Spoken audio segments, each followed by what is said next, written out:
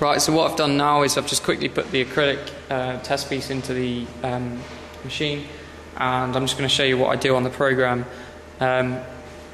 It's quite handily just here on the top, so all I'm going to do is just open it,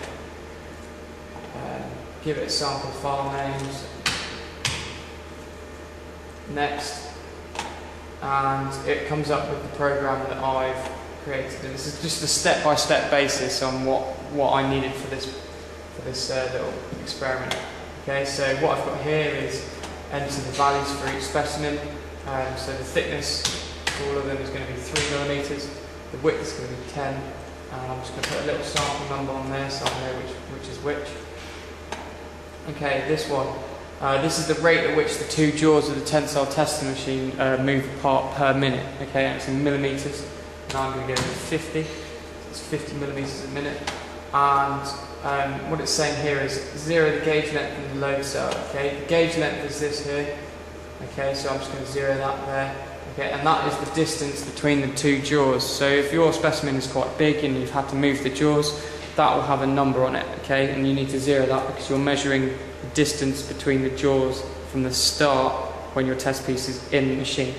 I'm also going to balance the load. Okay, balancing the load because when I tighten up the test piece in the tensile testing machine, it puts a bit of a load on the test piece. Okay, so we want to 0 that because that will start to create errors and anomalies in our work. And finally, I've just checked that everything's alright. I can press start. Okay. Right, so what I've got here is a nice graph, and as you've just heard, the material's already failed. Okay, so it's acrylic, very brittle. But I'll just go through here quickly.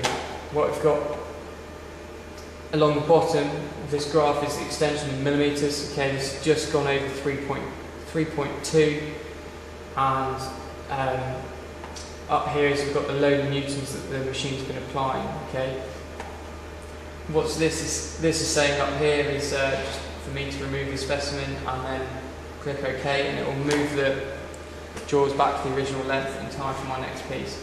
But there's the extension up there. Okay, 3.15. The load, that's obviously wrong now because it's elapsed, and the time it took to break